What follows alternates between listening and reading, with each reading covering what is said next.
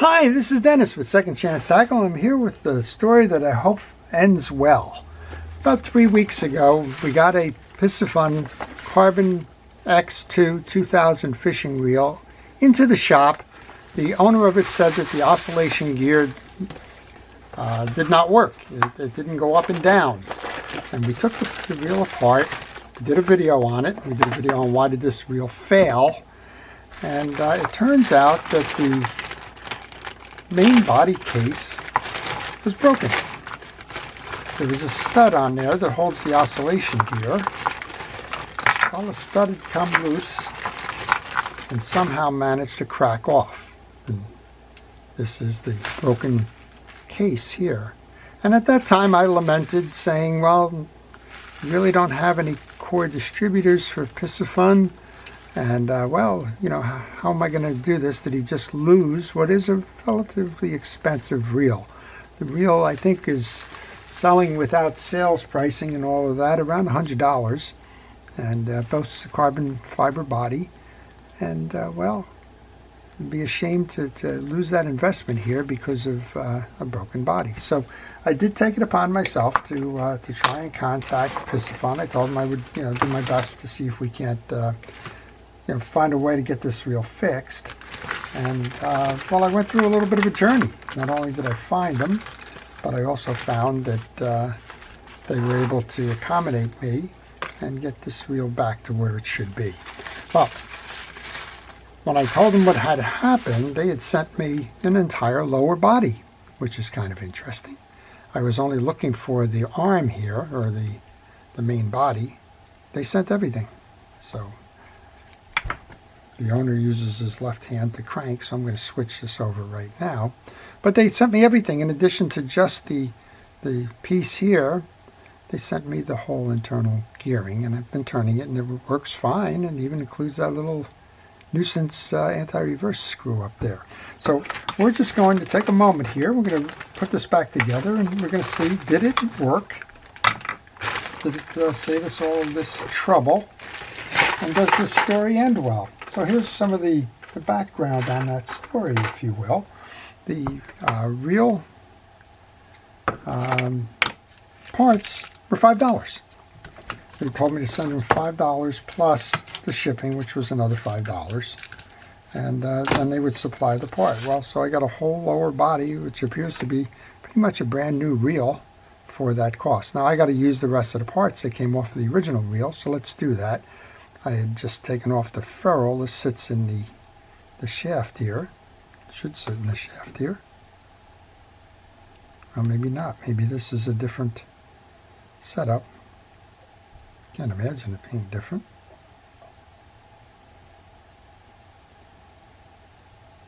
Yeah, that doesn't fit. All right, well, we're going to try that without a thing and see how we do. I need to reuse the rotor.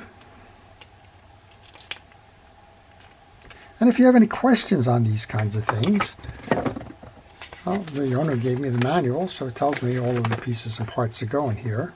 One of the interesting pieces it says is that under the rotor here should be a possible an adjustment washer, they call it.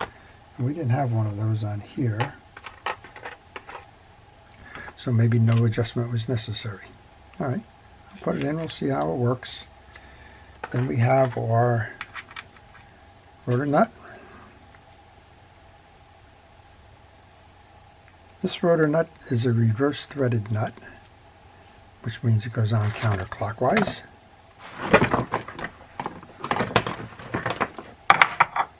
So I guess lessons learned, never give up, always ask. Yeah, that needs that shim washer. And that shim washer wasn't in the pack here. All right, we got to go get a shim washer. We'll turn that off. Well, it may seem like I just stepped away to get the shim, but interestingly enough, as I tested it without the rotor being on there and turning, it was catching again. So what in the world is going on here? Well, I took the case off. What did I say about assume? Don't. Took the case off thinking, well, they just gave me a full case. Well, what they gave me was a damaged case. And what had happened was the reel itself broke the crosswind arm or block right where it's attached to the spool shaft. And I know it's hard to see on the video here. Snapped it off. This got bent. And that's what was jamming it up when I tried to use just that case. So I did spend some time. I took the original parts and transferred them to the case as if the only thing I was trying to do is replace that. And now we got a functioning reel again. So a little journey there, and a little message, I guess, to ourselves as a reminder: don't assume anything, particularly in the art of fishing reel service and repair. Let's put that rotor back on now and get back to where we were with this. So the first reel broke because the case broke because, well, the oscillation gear snapped off somehow. And didn't we just find that there's a second issue with the same thing? That crosswind arm, in this case, shattered.